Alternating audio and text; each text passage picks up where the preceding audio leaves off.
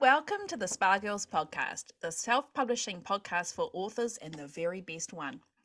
You're in the right place for the best writing, marketing and publishing advice, plus interviews with industry experts and best-selling authors. I'm Shah Barrett. I'm Cheryl Phipps. I'm Wendy Vallow. And I'm Trudy J. Hello. Are you sure you're Trudy J? Because you weren't sure for a second there. I know, I was kind of not sure who I was going to Today say. she is. Today I'm going to be Trudy. Yay. And I'm gonna today be- we are Oh. joined by our good friend Nalini Singh, Yay! who is used to our chaotic. Madness. Yes, That's manner, one. yeah. Mhm. And she doesn't mind. No, Much. no, I love it. I'm part of the so- chaos. Yeah. Yes. So today Nalini is going to talk to us about world building, which is awesome. I'm excited. I can't wait to hear everything she has to say. I'm going to be taking copious notes. But first of all, I'm going to read your bio, Nalini, and tell people how awesome you are. And then we'll get into it. So Nalini Singh is an internationally best-selling author of paranormal romance, thriller, and contemporary romance. 33 of Nalini's titles have hit the New York Times bestseller list. Oh my God, just clap. Yeah. Yeah. And her books have also hit the USA Today, Publishers Weekly, and Wall Street Journal bestseller lists. She's received an Australian Romance Readers Award several times and won 2 Sir Julius Vogel Awards. The first book in the Psy-Changeling series, Slave to Sensation, was named as one of the New York Public Library's 125 books from the last 125 years that inspire a lifelong love of reading. And I actually think that's the most awesome of Wow. everything, right? Yeah, Like, that's a very So cool cool, name. man. How cool is that? Yeah. Born in Fiji and raised in New Zealand, Nalini was first published in 2003. So quick note, there's a celebration that you've got going on this month, Nalini. Yes, that we need to talk this about. is the 20 years since I sold my first book. 20 years. Wow. Yay! That's awesome. Yay. Congratulations. That's great. And she's So still that was only in looks 2002, obviously. Yeah. So Mm. yeah. Her books are both traditionally and indie published and have sold over 8 million copies worldwide with translations in multiple languages. So that's Wow. awesome. Yeah. So thank Yeah. you so much for joining us here today. Yeah. So before we start talking about the world building, let's so you've actually been on the podcast before. It's episode 119 if anyone wants to look it up. It was back in 2018. So before you know what, back in the days. And Back then in the before times. In the before times. In the before times. So we kind of talked through a lot of your backstory and how you got into writing and everything in that episode. So if anyone wants to hear all of that, go back to that episode. So today we're just going to sort of do a recap maybe on what you've been doing for the last couple of years, but also I just want to get a sense of your, like, how many books do you write in a year? How long are your books generally? And are you a plotter or a pantser? Those are my 3 questions. Go. Okay. In a list. Okay. So I fluctuate between 3 and 4 books a year. I have pushed it a little bit some years just because I wanted to do something extra, but probably that's my comfort zone, 3 or 4.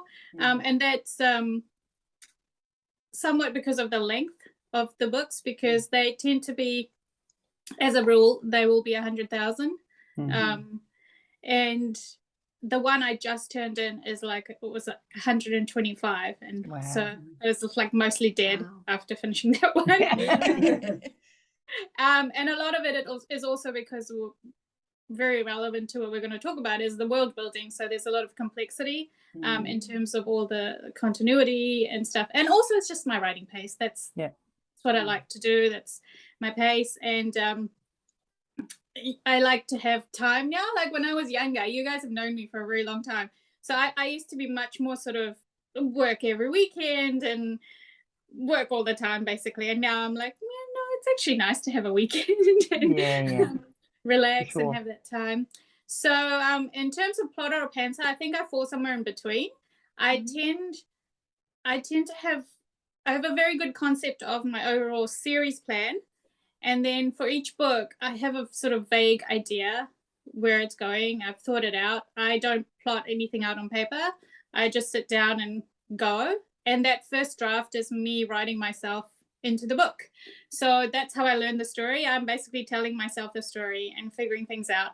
So because of this, it means I do a massive number of drafts, because that first draft is like the skeleton, and then I go over it and clothing the skeleton until it's a person or a book person.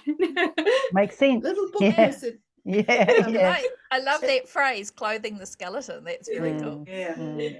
Yeah. And I want you all to note that how I asked her 3 questions, and with her mind like a steel trap, she answered all 3 of them Yeah. without Mhm. having to write anything Yeah. down or take notes. That's We Nalini know all she's over. awesome. Yeah. How long would that skeleton be, Nalini? What's that? You mean the first draft? Yeah. So say a book's going to be 100,000 words roughly. It'll probably do at least 70,000 Wow. words Wow. on the skeleton. Mm. And so there's a lot of material obviously that does get deleted Mhm. as I go into new drafts, because I'm writing new material as well. But I've never thought of it as a waste, because it is getting me to the point where I need to go. So it's all part of the process. And I do you reuse a lot of the deleted material, like in my newsletter, extras for my website, things like that, fun little things. But yeah, so roughly 70 makes me feel like comfortable that I've got enough. There's enough of the story now that I know it'll make a strong book. And under that, I'll feel like, no, I haven't gone deep enough. It's too shallow at this point, so it needs a lot more digging to find out, that material. Yeah. That's interesting. Okay. Wow, it's a cool process. It is, and it's really, really important, I think, to know what your process is. It is. I think when I first started, like when I joined, like Romance Writers of New Zealand, that was the first time I met other writers, right? And I heard about other processes, and I saw people were doing plans, and they seemed so much more efficient. They were writing these plans out, and they were getting their books done. And I thought I should do that. Oh my Lord, you sound like me. Yeah, I should do that. And so I planned this book out. This book, I completely planned it out, and I thought, well, it's going to take me a month to write now, because I never wrote the book. Completely bored. I just couldn't do it. Yeah. Oh my God, Like I know that's the exactly story like me. already. Yeah. Yeah. What's the point? Oh my gosh, it's so funny. I love it. I'm like kind of, oh no, now I get to dig deeper and figure out more. Anyway, that's so classic. Okay, so well then, so if you're not planning anything and writing it down, how on earth do you world build? Like honestly, we start from the beginning. How does that work? Okay, so it depends. So obviously, if you're starting a series, if I'm starting it's all in my head. Like the entire world is in my head. That's how I function. I don't mean like I'll sketch out a map, for example. So what I'm going to do, I'll use an example of a world building example, which you wouldn't necessarily think of immediately. So I write thrillers, right? And you don't necessarily think of world building when you think of thrillers. But if I set my thriller in a small town that I've made up, I'm creating that world of that small town.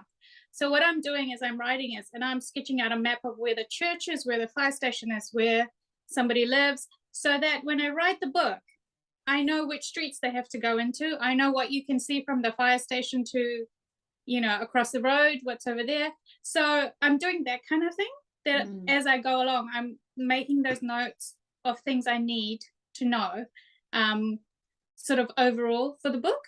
But I'm not doing it ahead of time, because I'm the kind of world builder who builds as I go, especially for the first book.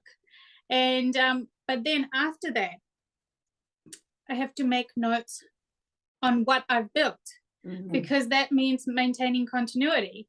So that's the person, like if you watch a TV show, if someone has a pen in one scene in their pocket, they've got to have a pen in the next scene. And there's a person whose job it is to make sure there's a pen in their pocket, right? So I have to be the person, like whatever I've said in book 1 has to carry through to book 2. So the note taking happens post book, because I need to make notes of what the reader knows, what I've told the reader in the book.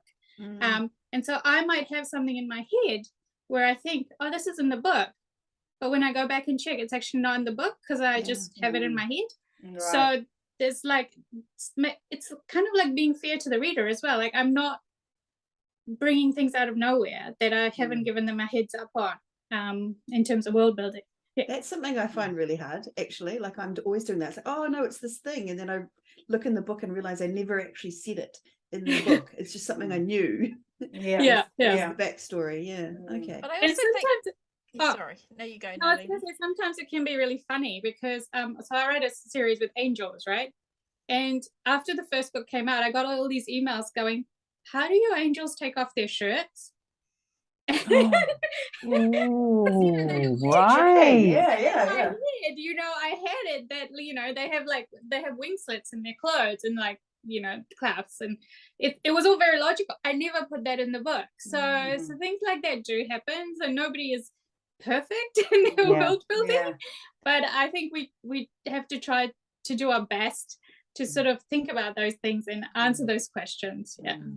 And you learn as time goes on, don't you? What is glaringly obvious. And there will after the always fact. be that one reader.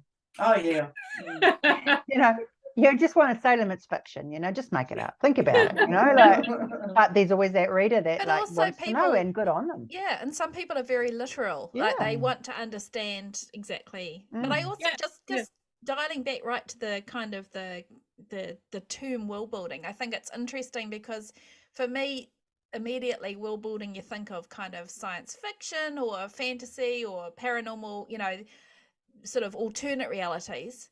But like you said in the thriller, you're writing a real world, like it exists in the, you know, the wilds of the west coast of New Zealand kind of thing, and it's but it's fictional. It's a fictional world.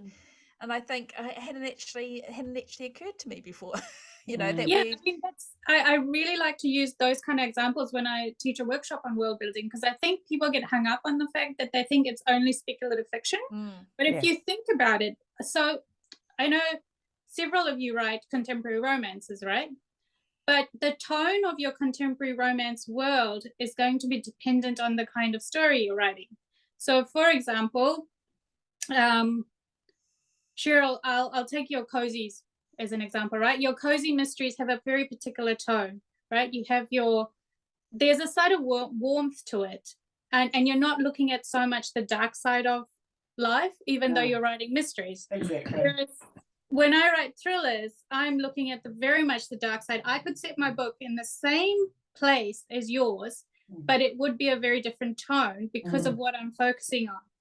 And you see this in historicals as well. So, for example, you compare Jane Austen's historicals to, who was the lady that wrote North and South?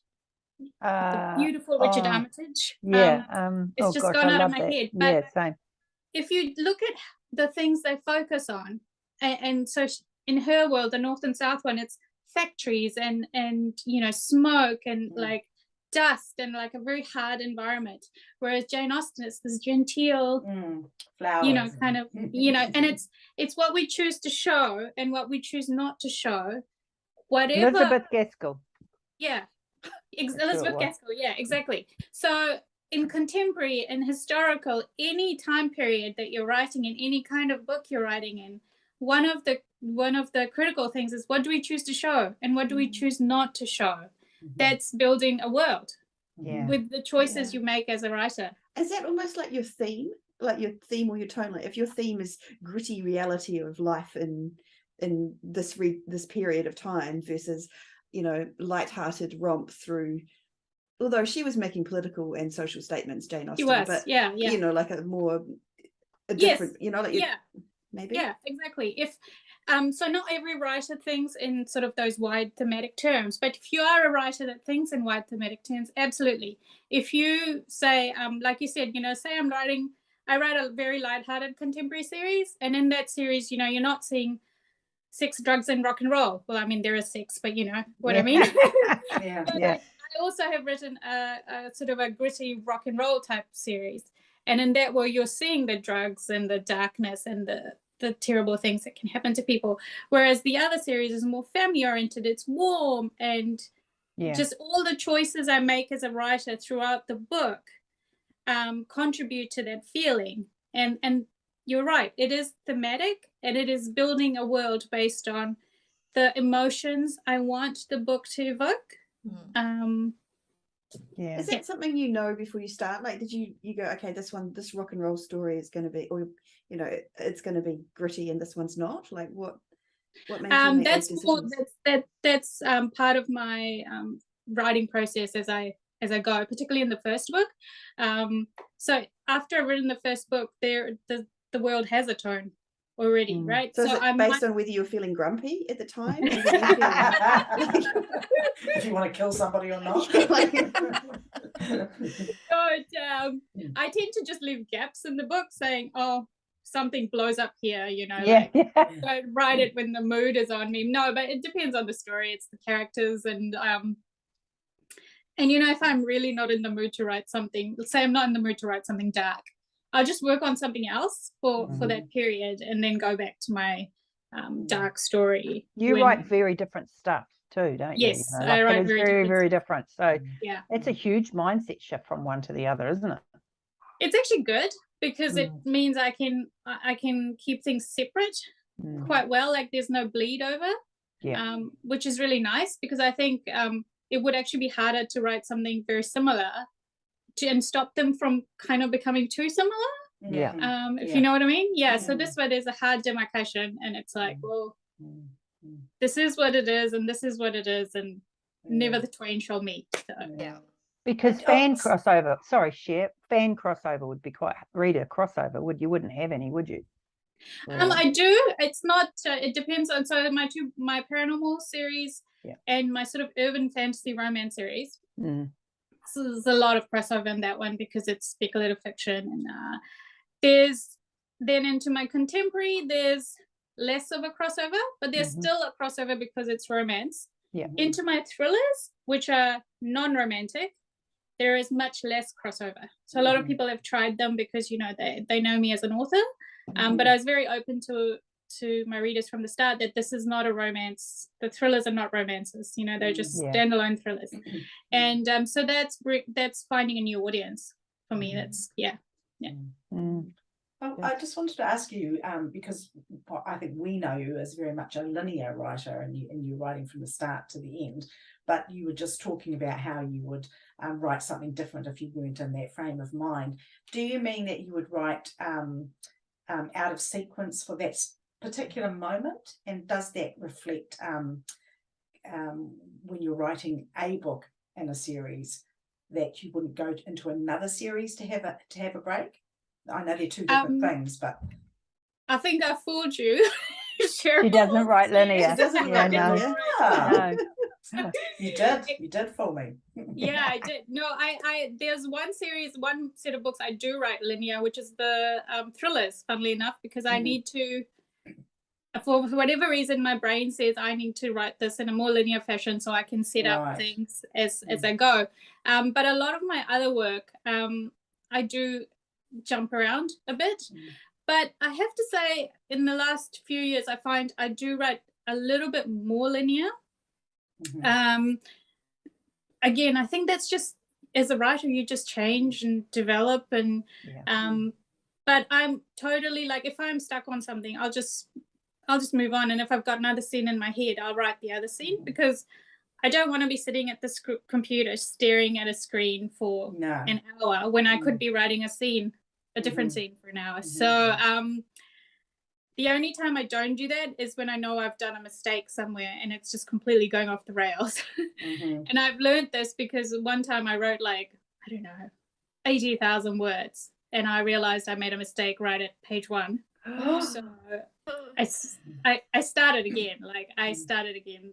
It was a great book in the end, but there's still 80,000 words out there that I didn't use. Oh my gosh. So do you work on more than one project at a time? I do sometimes, because particularly when I'm playing with stuff, I'll do it in the background. So I'll have my work project that I'm contracted on, or that I've put a release date on, if it's one of my own things. And then in the background, as my second project, I'll work on my other thing that I'm working on. And if I do that, it's usually something very, very different to Right. again keep things both fresh for my brain. Like if I'm working on a contemporary romance, I don't want to be working on another contemporary romance. It's too close. So if I'm working on a contemporary romance, I'm working on a thriller as my second project. And I also do it if I've taken on a little bit of extra work for whatever reason, like I just wanted to do a novella, or someone invited me to be in an anthology and I really wanted to do it, but it's kind of hard to fit in. I'll try and do it like that by working on a second project for a couple hours in a day. Okay. So I feel like we've gotten off track from the whole world building topic of the show. So This is Nalini's world, kind of. It's fascinating. I'm not saying it's not. So if we're going back to the world building, so you do it as you go. What kind of things do you consider that are part of the world building? Is it just the setting, or is it the characters? Like, how do you and how do you decide? Where do you start? Like how does it evolve? Okay, so let's say I'm going to take the example of there's certain things I have to know beforehand, right? Like I'll take my Psy-Changeling series, which is, for those that don't know, it's a series set in the near future. So 2079 it begins, and it's a world that has Psy, who have like psychic abilities like telepathy and telekinesis and things like that. But the changelings were shapeshifters, and then we have the humans. And there's a sort of a divide between all three races, because the Psy chose to live without emotion for 100 years. So they completely separated themselves from the world. I mean, they interact, but it's all very cold and businesslike. And so to begin that series, it began with the idea, which is,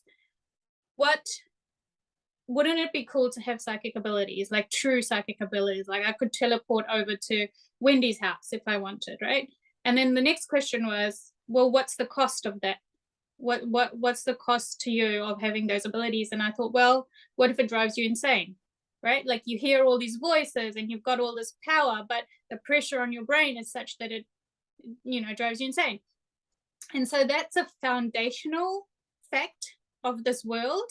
And I needed to know that fact for the entire idea to even begin to take place, right? So this is what began the series. And then what I also needed to know is who lives in this world with the Psy that are losing their minds. And then it's hard for me to sort of break it down, because when I write, I'm actually quite obsessive, and I just go in there and I'm just like, like I'm not having these rational thoughts about what I'm doing. But I think the changelings just came along because they're such a contrast to the Psy. They are very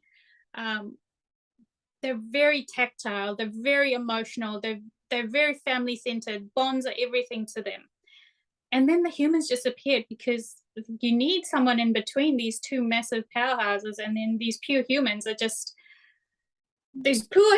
stuck in between, the fodder in the middle, in between the two. So I basically needed those three pillars of the world to begin, because a world is structured around the people, because we change our environment, right? Like whoever lives in a world changes the environment, and that's critical to think about who is living in your world if you're building a world.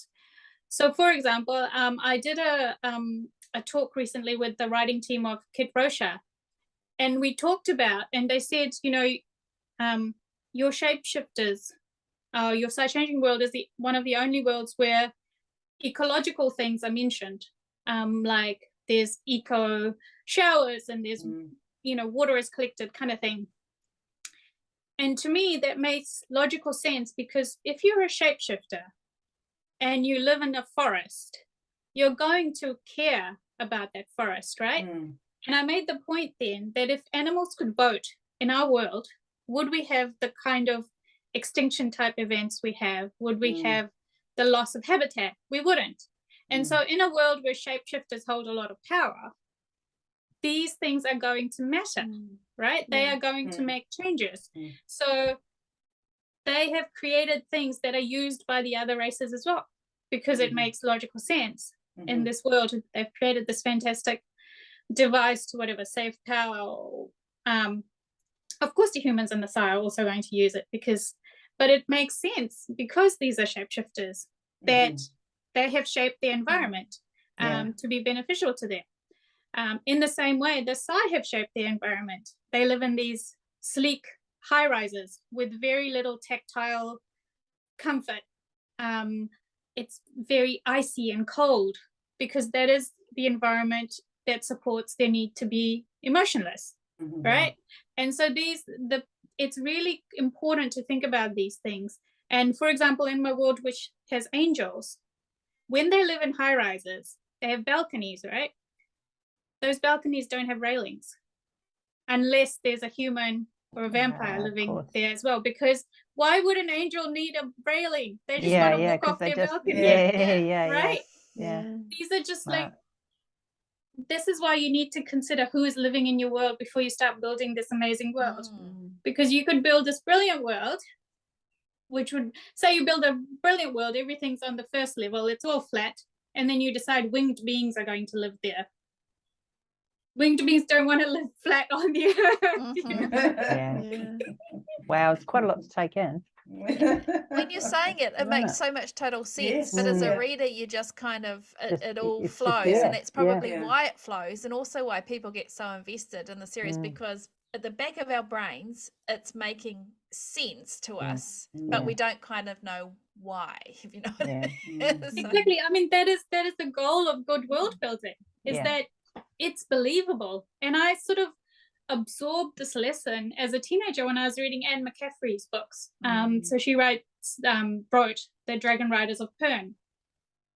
And it's a really immersive series, and it stands so well to this day.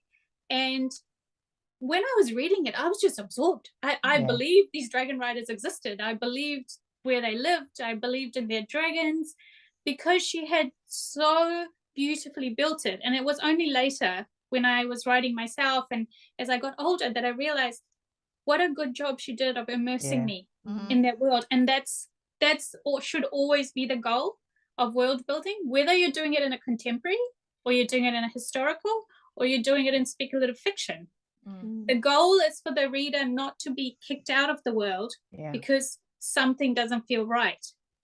Everything can feel, even if you're writing, say you're writing a dark and gritty romance, right? Really like sort of intense. And then suddenly you have, I don't know, happy puppies and, butterflies and things. Note to self, no puppies in dark romance. Like if you have a puppy, it has to serve a purpose. What does it show? Does it show that the character of the dark hero is he's actually got a little bit of softness in him that this puppy is showing?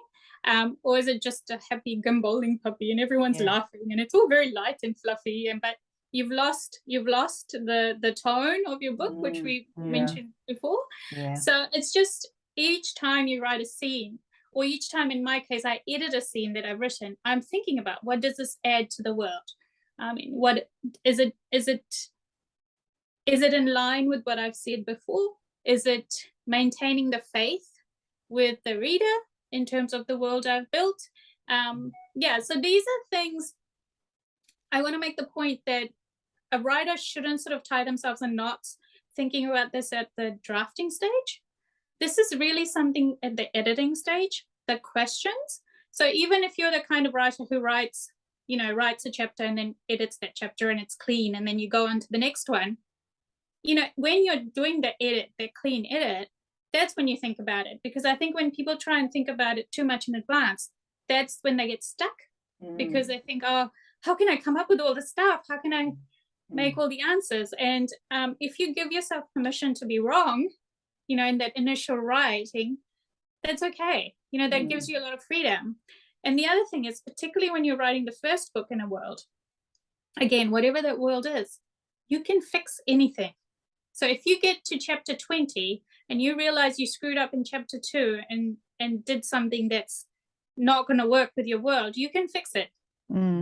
So that first book, you got all this freedom. It's after that you start to be like, okay, I said this thing in chapter 21 of book 1, and oh my God. I'm stuck now. Then you have to figure it out. out a A way solution. around it, a Yes. workaround. Yeah. Mm. And that actually leads to some of the best books, because you have to come up with a really good solution. You really have to think about it. Mm. Because one of the other things, and this is particularly in a long series, is if you give yourself a real problem in your world building, right? So for example, in my Psy world, the Psy are all connected by this neural network. If they drop out of it, they die. Okay, this is a rule. They will die, like in seconds. That's it. There is no easy out. But to be in that neural network means being controlled, by the powers that be that have declared that they should be emotionless. So how do you leave without leaving? Like, how do you leave if you are literally, your life depends on this network? And so that's actually a source of tension throughout the series. Yeah. Because it is set in stone. And so I don't make it easy for yourself. It's fun to write more interesting books if you give yourself a problem. And for a reader, it's fun to read books where it's, okay, how are they going to sort it out? What is the solution to this problem? Yeah, wow. That is so cool. Man, my brain's now whirling. It's interesting that you're talking about like Anne McCaffrey, because I grew up reading Anne McCaffrey too, and I love her books. And when I think of her, I think of her amazing characters. Like, that's why I love them. But actually what you're talking about is the world underneath those characters that's supporting them actually makes complete sense in that context too. And that's so now I feel the need to go and reread all of Anne McCaffrey's books, force myself to go back to the author that I love, and reread them all, just to kind of look for that world building stuff that she's doing without almost me being aware of it. That's quite fascinating. Exactly. That's the thing. You're not aware of it. That's the best kind of world building, when you're not aware of it. You're just it's like ice skating, right? Like, ice skating is actually really, really hard, but we all sit there watching the Olympic ice skating people going, I could probably do that. Oh no, they did a bit of a funny loop. No, I've never thought that. I've never thought that. Never thought that in my life. But it's one of those things where they make it look easy. So as authors, we're trying to make this not seem like the world building is not something that we can see the effort going into it as readers, but as a writer, it's something we really, really need to be paying attention to. Yeah, and I think one of the things that sort of brings up is what you put in, right? And so as writers, quite often we overwrite. And this can happen in world building as well. So you might get fascinated by some particular part of your world that you just think is amazing, and you just describe it over the top. And I remember years ago there was at a RWNZ conference, there was an author, and she talked about a thumb operation. She had a thumb operation in her book because her hero was like a surgeon, and she got so fascinated by this topic that she just did all this research on thumb operations, and then she put it in the book. And no one enjoyed it. Basically just redlined all of it and left like 2 lines in the book, because a reader doesn't read this book to learn about a thumb operation. Right? So that can, that's a world building thing, right? So she needed for her hero, to build his character as a surgeon. You just needed to know that he could do a thumb operation, a really complex one, whatever. It's like that author Jean Ull who wrote Clan of the Cave Bear. I wish an editor had gone through and read all of her extensive descriptions of the tundra, because it wasn't there for that. No. I was obsessed with those books when I was a teenager. I have to admit. Yeah. Me too. And then the film with Daryl Hannah ruined it all for me. Yes, they ruined it. Totally ruined it. Anyway. But so what else do you do in terms of world building? Are you thinking of, we've talked about like angels with wings, where would they go? What about, are there other senses that you think about? Like, are you thinking about the sights and the smells and the touch and so how does that all work? Absolutely. So again, it's going to be related to who your characters are, right? So for example, so I just finished writing a Psy-Changeling book, so it's very, at the top of my head. So I'll use that as an example. What do you do if the person you have the hots for can actually scent your the changes in your body, right? Awkward, yeah. Right? Like, so you might have like the secret hots for someone, but he's all like, oh, well, I've got a really great sense of smell over here because I'm a Yeah. shapeshifter. Yeah. Lucky me. You need a suit, obviously, that shuts everything in. So it's like it can lead to some really fun scenes, you know, because you're like, it's the awareness, but it's also like, so I just wrote a bear hero, and one random fact is a bear's sense of smell is like 7 times better than a bloodhound's. Oh, Wow. Did you know that? No. No, I know thank that. you. Did We you know put it in that the now. book? Did you tell people in the book? I did actually, because he makes a joke about it, you know, like Yeah. but the thing is, then you think about, okay, if your sense of smell is that good, are you actually just going to be smelling everything? You can't function like that, because it would be overwhelming. So obviously they have a way to just fade out certain smells, and so they have to focus on what they want to smell as opposed to being overwhelmed. This is the same as telepaths, you know, hearing everything versus blocking out most of it and only hearing what they want to hear. Yeah. And so so when you think about those kind of things, you can play with it again, you can use it, so it's the sense of smell that comes directly from a character, right? But say you're writing a contemporary world, another thing you can look at is weather, because weather has a great effect on how you build a world. For example, my most recent contemporary I wrote, it's actually very light, it's joyful, it's young, and in that book it snows, right? And they're trapped inside this apartment in the snow, and it's cute because the snow is beautiful and it's made everything white and shiny.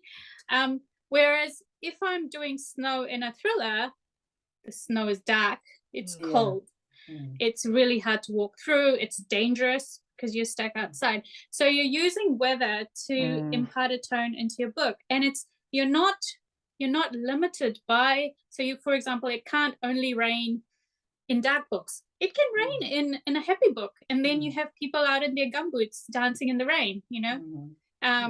Or you know, you have them, you know, that moment in many a movie where the hero and the heroine are sort of under an umbrella with the rain coming out, kind of thing.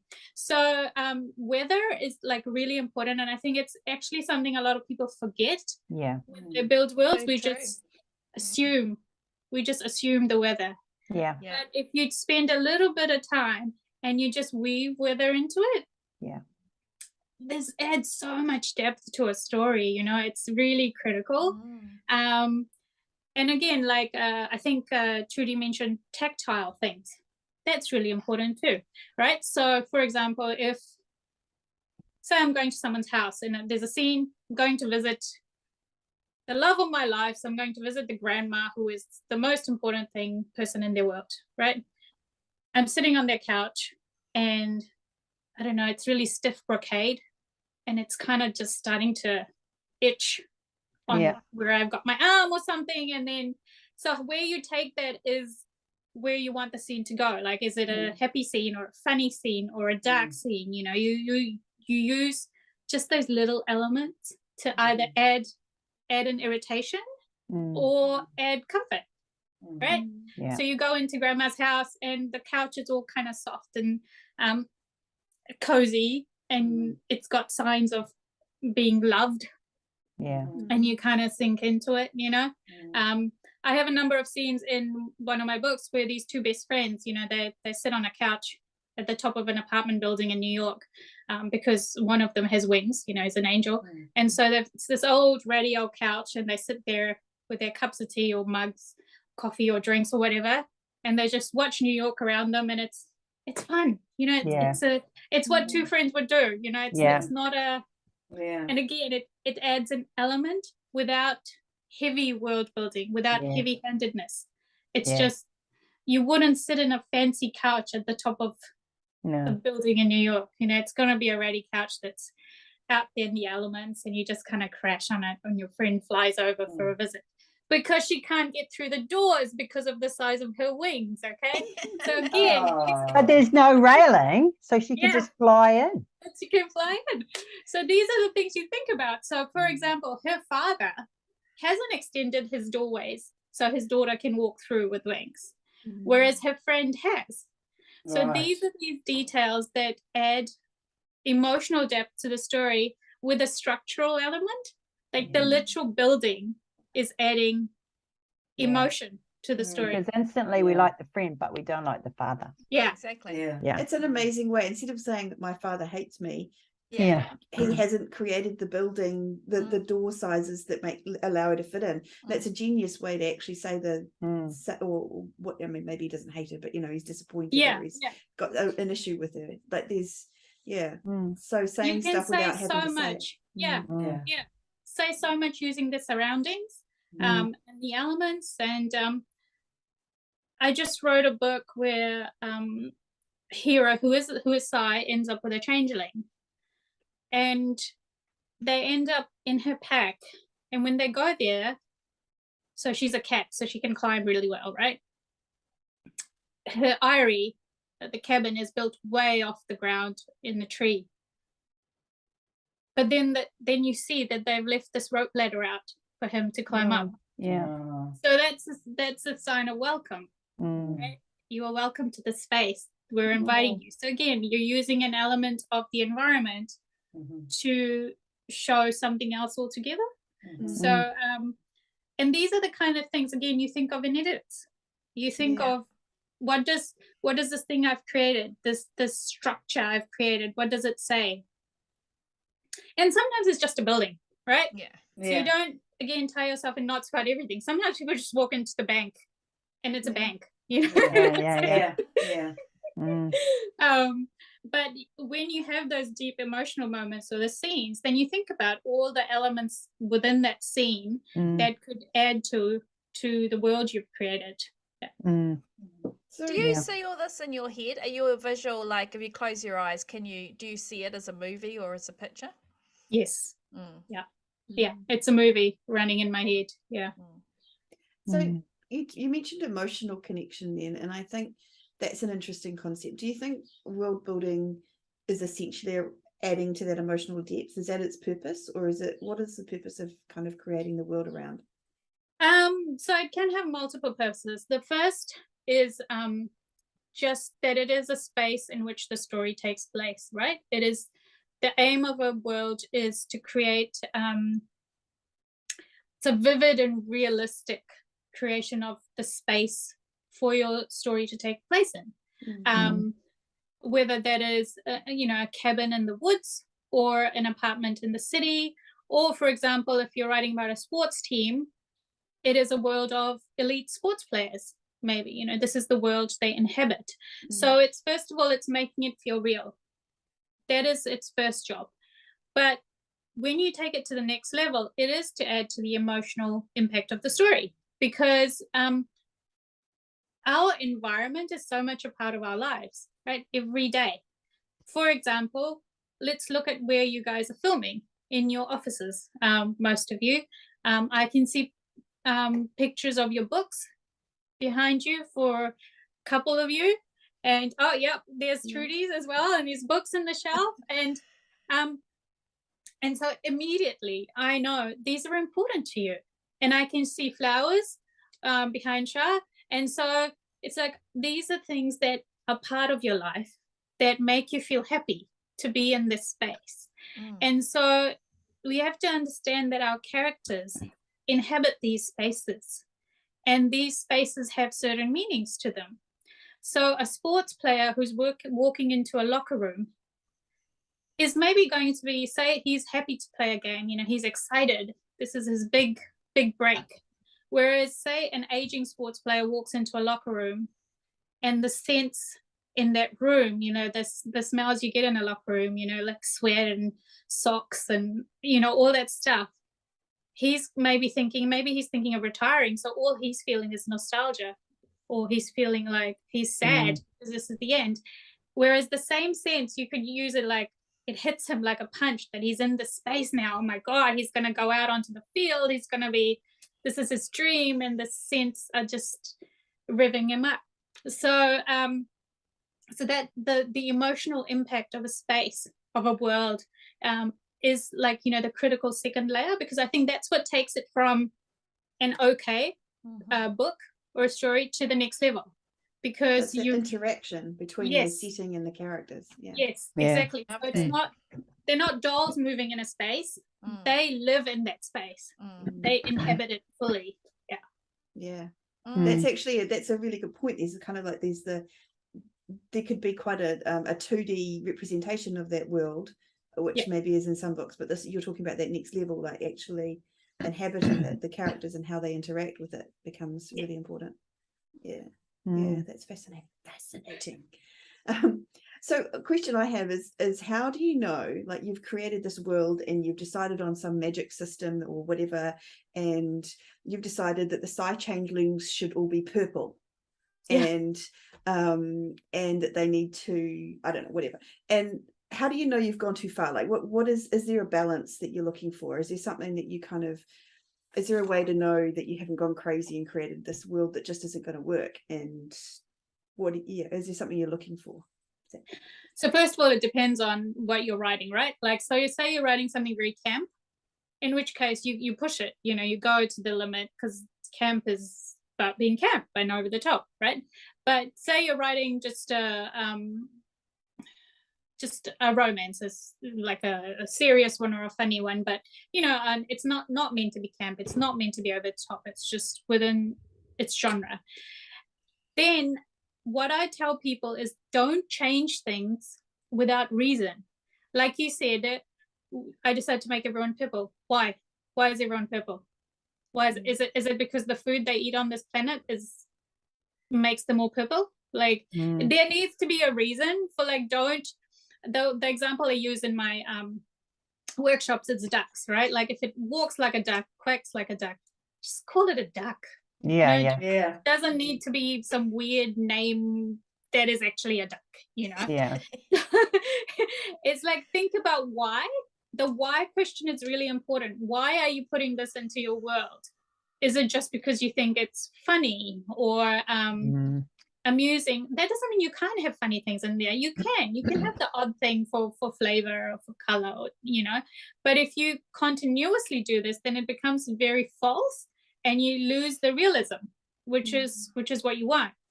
Because the whole time people are going, this is bonkers. Why is this even... It's a duck, damn it, it's a duck. Like, so for example, Ruby Dixon series, right? The Blue Aliens. We buy that because it's literally another planet. It's cold. People are blue. It makes sense, right? Like, we buy that. Whereas if you had said, okay, this story is set on Earth, but these people are blue, then you immediately, the brain goes kind of, but why? Why are these people blue? You know? So it's just think about that moment of, like, why am I doing this?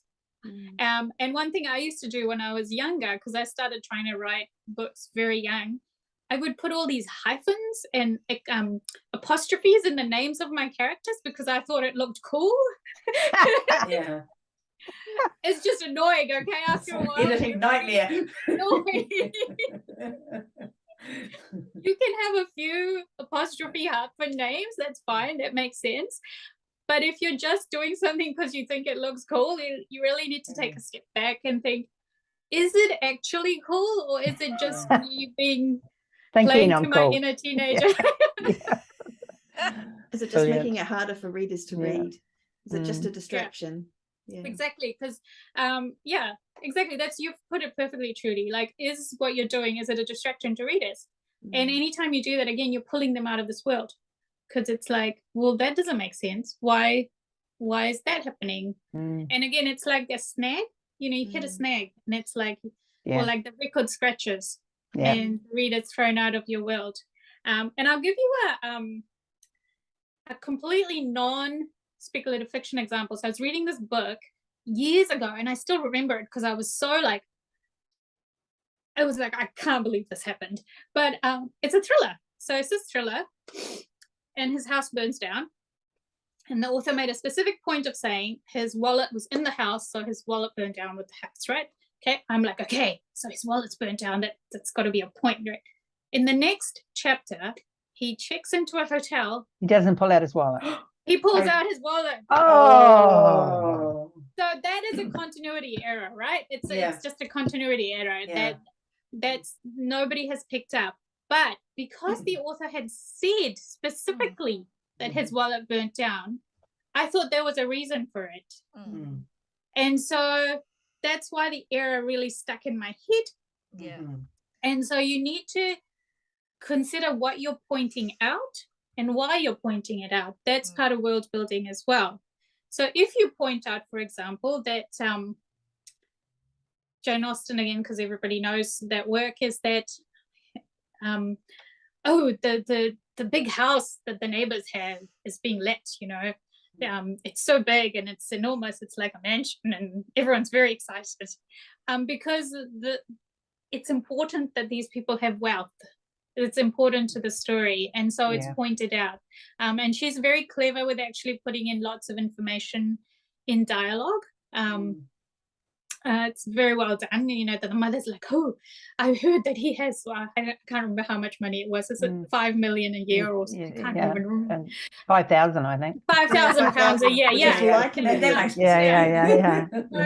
a year, you know, and it's just like, it's gossip, but it's information being exchanged. Netherfield Hall is lit again. That's right, Netherfield Hall. I was trying to think of the name. And so you have to think about, what are you putting the spotlight on? That's a critical part of world building. Do we put a spotlight on this, or do we? So, for example, if you're, say again, you're writing something grim and gritty, you're putting the spotlight on the sidewalk that's rubbish has built up along the sidewalk, and you think you hear a rat in the rubbish bin kind of thing. Whereas you're writing something lighter, you're like, the focus is on the little flower that's growing up out of the sidewalk, and the little kid's chalk drawing that someone's drawn on the sidewalk. So where you shift the light, you're building your world by shifting the light and showing the reader the part of the world that you want to see. And actually, nice way of putting it. I was going to say, the one good way to actually, you know, if you have trouble visualizing this, if you're trying to teach yourself deeper world building, is to find books set in the exact same location by different authors writing different things. So you will see how different a city appears in one book to another, dependent on the kind of story an author is writing. So that's, or you just watch it on TV, you know. Sex and the City is set in New York. And what else is set in New York? There's a lot of grim stuff. Friends are set in New York. It's a whole lot of different crime world. shows, isn't A there? lot of crime shows as well. So you know, CSI, NYU, no, New York. So you look at what they're showing you. Completely different versions of the world, of the same place, and it's dependent on where the spotlight is shining. That makes perfect sense. If you're a plotter, which say for example like me, I feel like scene by scene you could kind of write it and say, what is it that I'm trying to, what emotion am I trying to evoke in this particular scene, and what world building aspects can I use to help me evoke that? Like, is that, I mean, I don't know if that's something, is that something you would do in editing? Is that your conscious? Yeah, I do that in editing, but you can do that if you're a plotter. Like, I think for a plotter, like I've said, I build worlds as I go. I think for a plotter, you will need to do some building beforehand, so you have enough pieces in place that you feel comfortable going forward. But the one sort of coda to that is, if you are a plotter and you do build your world before you start writing, or you build most of it, you have to be open to going back and fixing things that come up because you didn't think of something that comes up during the process. You have to be willing to go back and maybe do a little bit more editing than you normally would if you're a plotter. Because I think if you're, particularly if you're doing heavy world building, say you're building a whole town, you're building a whole new town, and it's for a contemporary series, but you get to a chapter and you realize you actually need a pizzeria, and you never put the pizzeria in. the pizzeria shouldn't just appear in chapter 20. You need to go back and weave the pizzeria in from the start, so that people are popping into the pizzeria, or you see someone with a pizza, just it has to be naturally woven in. So I think that's the thing with plotters. If you're doing world building and you're a plotter, sure, do it before you start, but make notes as you go of the things so you might need to do another run through your book, whereas normally you would just finish at the last chapter and you'd be done. So yeah, just keep that openness. So do you have a series Bible? Like, how do you keep all your notes organized? And well, it's the steel trap mind treaty. No, I'm just joking. That's what I was half expecting you to say, Nalini. So I was like, yeah, if she says that, I'm going to get very angry. I think there's an aspect of that, don't you worry. No, yeah, I have a series Bible. So I kept it myself for a long time. I actually learned on the fly. So the Psy-Changeling series was the first series I ever wrote. And so I wrote the first book. It's all on my head. That's fine. I can say whatever I want in the first book. Then I started writing the second book, and I realized I had to keep referring back to the first book because there was all this stuff I needed to carry through. So I realized I needed to keep a Bible. So I figured out a Bible that worked for me. And in my case, I do it via character. So I have, like, for example, Lucas Hunter's name at the top, and then I'd have his date of birth. I have like his parents. Then I have like location data. I have anything where he's cross-referenced, the information is there. Obviously I have his physical characteristics, that kind of thing. And then I would have Sasha, who is the other protagonist of the book, and then I would have the same for her. And I have maps of the areas, because I've changed certain things around, because again, this is a world where changelings, shapeshifters exist. So there are a lot more forests in my California than there are now. And I want to say that this kind of thing, sometimes people used to procrastinate because I think they want to make this beautiful map.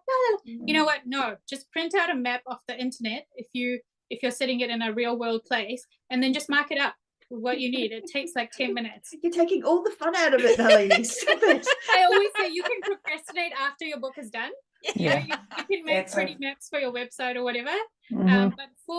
And like, if you're making up a little town for like a cozy mystery, say, you can scribble up a little map of your town on a piece of paper, and you can make a pretty map for your website or for your book, for your inside of your book, if you want, later after the book is done. So don't use it to procrastinate. And the other tip I had hidden in there is give your characters birth dates, especially if you're doing a longer running series where people are going to grow. And this is very important, especially for children, because children grow visibly. No, they don't. It's ridiculous. So children go visibly, so you need to get it right, because it's going to look really weird if 2 years have passed and your baby is still a baby, so yeah, I did that myself for a long time. And then so now last time I counted, there's over like 2 million words in the series. I think it's probably closer to 3, heading towards that way, but there's a lot of words to keep track of myself. So a lot of it is actually still in my head, because like I said, I'm a visual writer in that it's a movie running in my head, so I can run the movie backwards and I can rewind and go back and remember certain things. But again, there's a lot of detail that needs to be correct. So now my sister, who is my assistant, she actually keeps a much more detailed wiki for me. She calls it the wiki, because originally we did put it online, a private wiki that I could reference, but I actually never looked at it, because when I write, I turn off everything. I don't like to go look anywhere. I just like my folders. So now what she does is when I'm writing a book, I'll say I need information on this specific series of events, or I'll need the specifics on this particular element in the series, and she'll go through and she'll pull out all that information and she'll send it to me, and I'll print it out because I need to print it out. And then I have it. And at the end of it, I always still reference the previous books, because again, they are the first source of continuity information, because that is what the reader knows. That is what has been published. And I'll just make this little point. I know as indie writers, it's much easier to edit your books, right? You can upload a new video. Please don't do this if you're writing a continuity-based series like a paranormal or a science fiction or anything like that. You can't fix things by just going back and editing your book, because readers have invested in the book you already put out. So if you made a boo-boo, you need to find a way to fix it within the stories. Like you can't cheat, because once you do that, you kind of lose the tension, and you lose the reader's trust. Because if that happened to me, if I was into a series and the author went back and changed something, I would be like horrified. I would be horrified. I would not trust them at all.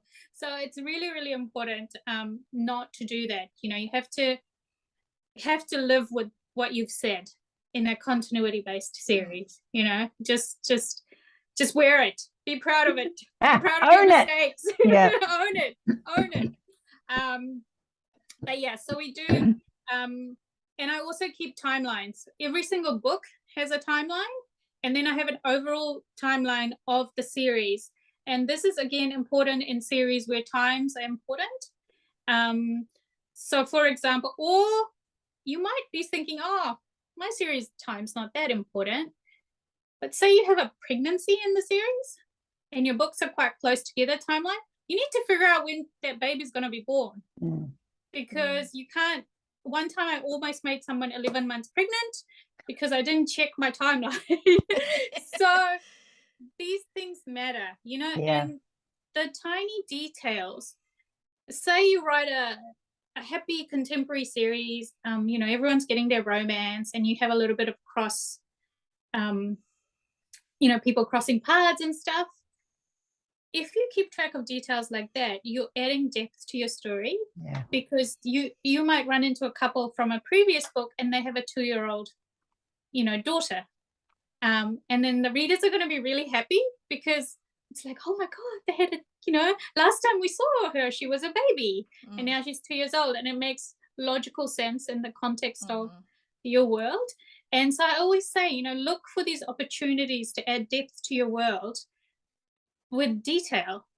And you might think that's a minor detail, but we all smiled when I said that, right? We all thought, oh, that's really cute, you know, and the reader's going to smile too, because they're going to be happy to see that. You know, I know I, as a reader, am really excited when I see, you know, like a sort of throwback to a previous story. It's fun, you know, it's fun to have these little things come in. Or you have a little kid, you know, throw a ball through a window and you find out that the naughty kid is the son of the bad boy hero from 3 books ago, you know. And keeping timelines helps you with that, because it's not a lot of work to say, flip back quickly and say, oh, it's been 3 years since that book in my story world. You know, this would have happened. And it's not just people. It can be things like, say your couple plants a rose bush by the front door and it's really tiny. They plant it and then their friends visit and it's a year later and the roses are blooming.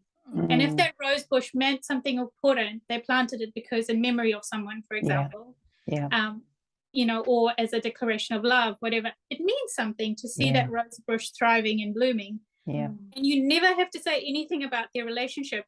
They literally don't have to appear on the page. Someone could walk past and notice that the rose bush is blooming on their front steps, and your reader has gotten an update on that particular couple. So it's these small details, but they add so much to a book and to the reader's experience.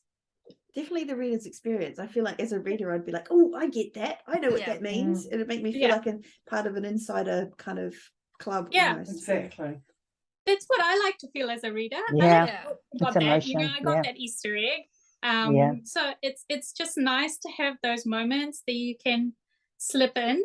Obviously that's not the main focus of the book, but just because it's not the main focus doesn't mean it's also not important to the overall world you're creating with your books.